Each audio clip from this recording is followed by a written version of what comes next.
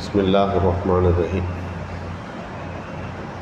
قال الله سبحانه وتعالى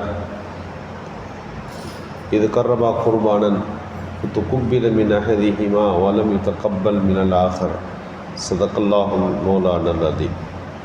மேலான அல்லாஹுவின் நல்லடியார்களே, புனிதமான துல்ஹஜ் மாதத்தை நோக்கி நாம் நகர்ந்து கொண்டிருக்கின்றோம்.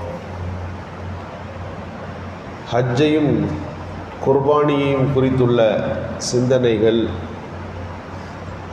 இந்த நாட்களில் செய்ய வேண்டிய மிக முக்கியமான நல்லமல்களாய் இருப்பதால் அது குறித்தெல்லாம் நமக்கு அதிகம் மசாயில்களையும் சட்டங்களையும் சிறப்புகளையெல்லாம் தெரிந்து கொள்ள வேண்டிய பொறுப்பு நமக்கு இருக்கிறது. எத்தனையோ வணக்க வழிபாடுகளிலே குர்பானி என்பது ஒரு வழக்கம். அல்லாஹ்விற்காக வேண்டி ஆடு மாடு ஒட்டகம் இவைகளில்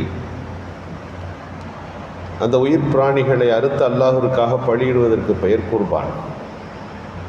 திருக்குரானில் ஆதம் அலைஹிஸ்ஸலாம் அவர்களுடைய குர்பானி குறித்து வந்திருக்கிறது.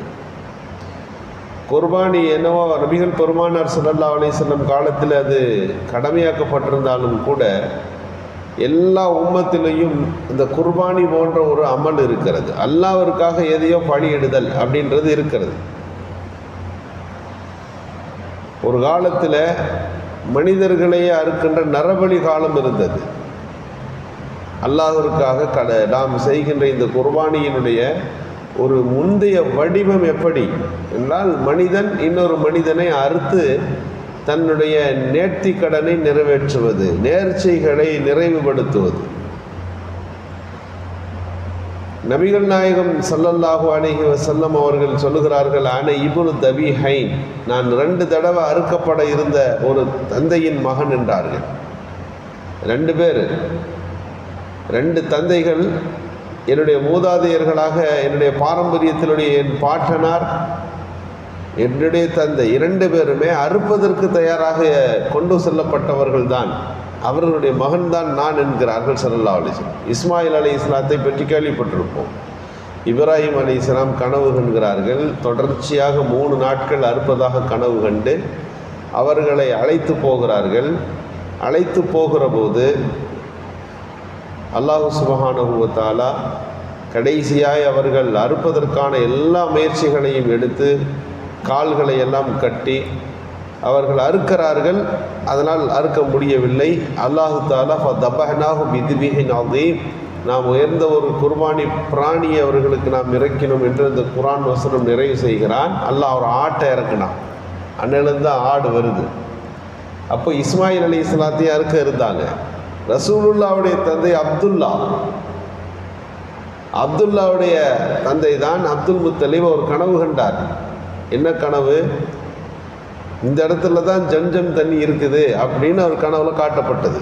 அவர் நேர்ச்சை வச்சுருந்தார். இந்த ஜம்ஜம் தண்ணி இதெல்லாம் கண்டுபிடிச்சிட்டாக்கா உனக்கு ஒரு நேர்ச்சை செய்கிறேன்னு கனவு கண்டிருந்தார். என்ன நேர்ச்சைன்னா, என் கடைசி மகன் அப்துல்லாவை நான் அறுத்து உனக்காக வேண்டி நிறைவேற்றுகிறேன்னு சொல்லியிருந்தார். அப்துல் முத்தலிபுடைய கனவிலே ஜம்ஜம் கிணறு காட்டப்பட்டு விட்டது. காபத்துல்லா பக்கத்தில் ஒரு மேடை மாதிரி இருக்குது. அந்த இடத்துக்கு கீழே தான் ஜம்ஜம் இருந்துச்சு. ரொம்ப காலம் இருந்த ஜம்ஜமை மூடிவிட்டு பனு ஜுருஹும் என்ற கிளையார்கள் மூடி அதை அடையாளம் தெரியாத மாதிரி வைத்துட்டு போயிட்டாங்க. அந்த தண்ணீரை வெளியாக்கி ஜம்ஜம் கிணற்றை மக்களுக்கு அவர் ஒப்படைத்து விட்டு அவர் நேர்ச்சியை நிறைவேற்றுறதுக்காக வேண்டி அப்துல்லாவை அழைத்து கொண்டு போகிறார். அப்போது சொன்னாங்க, ஒரு மனுஷனுக்கு ஈடாக ஒட்டகம் கூட கொடுக்கலாம். எப்படி தரணும்னா, ஒரு இடத்துல அப்துல்லான்னு ஒரு சீட்டில் எழுதுங்க, இன்னொரு சீட்டில் ஒரு ஒட்டகம்னு எழுதுங்க, எழுதி சீட்டு குலுக்கி போடுங்க.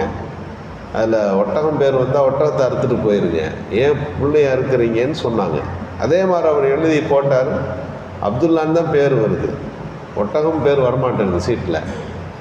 அப்போ என்ன செய்கிறது? ஒரு ஒட்டகம்ன்ற இடத்துல 2 ஒட்டகம் எழுதி 2வது தடவை போடுங்க அப்படின்னாங்க. அவர் 2 ஒட்டகம் அப்துல்லான்னு ஒரு சீட்லையும் இன்னொரு ஒட்டகத்தில் 2 ஒட்டகம் எழுதியும் போட்டார். அப்போதும் அவர் கையில் எடுத்தது அப்துல்லா சீட்டு தான் வந்துச்சு. 2 ஒட்டகம் என்பது அப்படியே ஒவ்வொன்றாக கூடி 99 ஒட்டகம் எழுதுகிறார். 99 ஒட்டகம் ஒரு பக்கத்தில், இன்னொரு பக்கத்தில் அப்துல்லான்னு எழுதி சீட்டை போட்டார். 99 ஒட்டகம்னு வந்திருக்கணும், அப்போதும் அப்துல்லான்னு வந்துடுச்சு.